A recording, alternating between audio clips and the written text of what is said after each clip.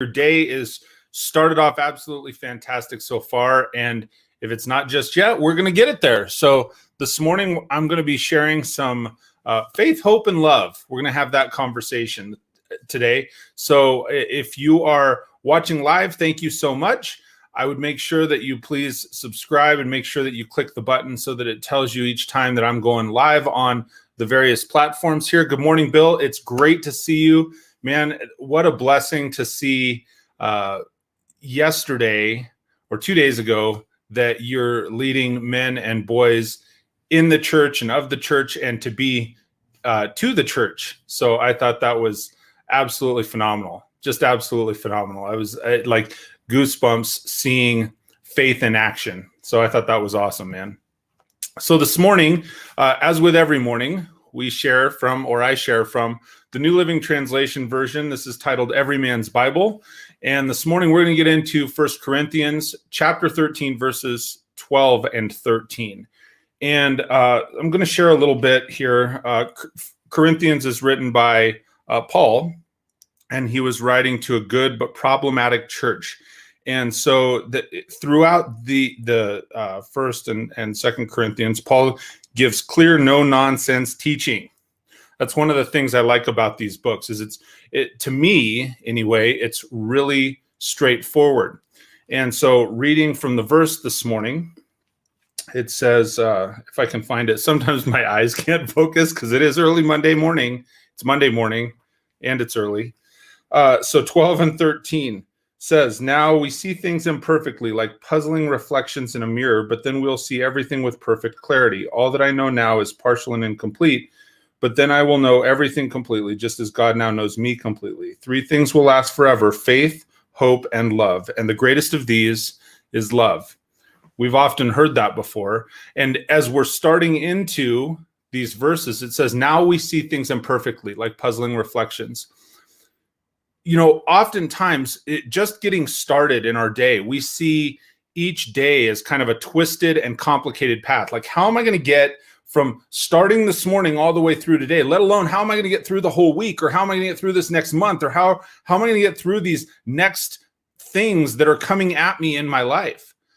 How can we get through that? And so the fog of day is sometimes what we need to realize. It's a protection so that we can see right in front of us in the moment what God has in store for you and I, instead of looking too far to the future. See, we often want to see what's laid out. We want to know what's coming. And I've said this several times in several conversations, both with people and in the podcast lately, that if we're looking too far into the future, that creates anxiety.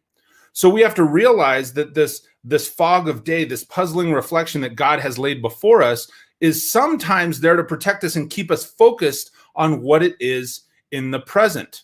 You know, I shared this statement the other day on my social media across many channels that said, what God is doing or is going to do in your life will not be on your schedule.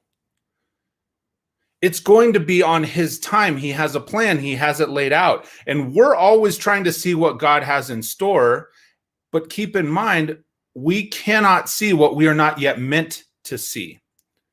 You know, a partial knowledge of God, for example, as we're learning through this, as we're following our faith through this, that partial knowledge is like seeing a reflection in a dim mirror. It says at the very beginning, again, I'm still on this First Corinthians chapter 13, verse 12, where he says, if we have that partial knowledge, it's like a dim mirror.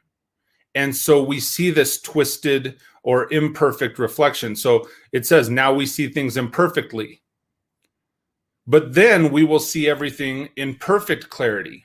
And so God, of course, is never limited in his knowledge. He knows everything that there is to know about us. He already has that plan. And so we have to realize that what we may see as imperfect directly in front of us at the moment, it will all be revealed. And so, in fact, God knows more about us and he understands more about us than sometimes we understand about ourselves.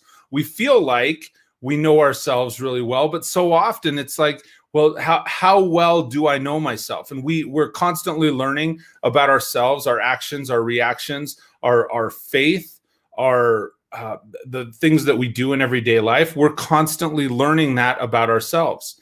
So, understand that when God comes to live among us, he already knows us fully in that moment. And part of him knowing us is that he shows us that love. We see and we feel that unconditional love from him.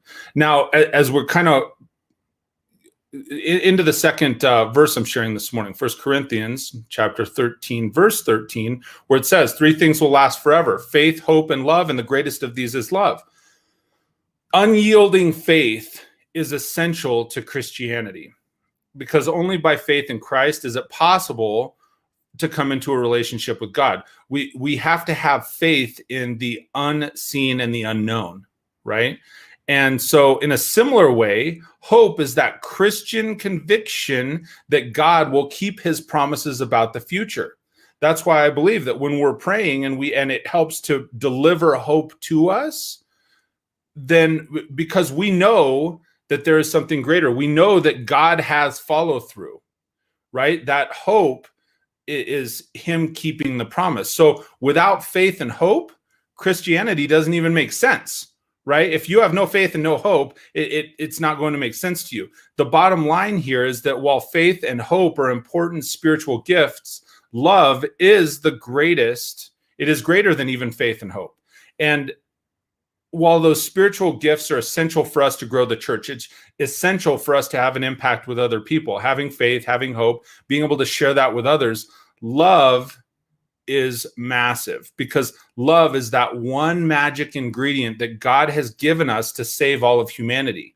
When we're showing love, when we're receiving love, that truly, deeply faithful and unconditional love, that is just the highest power of all. And it is the magic ingredient.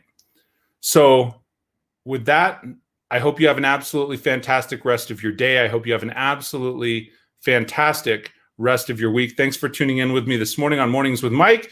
I look forward to seeing you again next Monday morning, 7:15 a.m. Mountain. Make sure you hit the subscribe button, and I will see you back here soon. God bless you, everybody. Have a great week.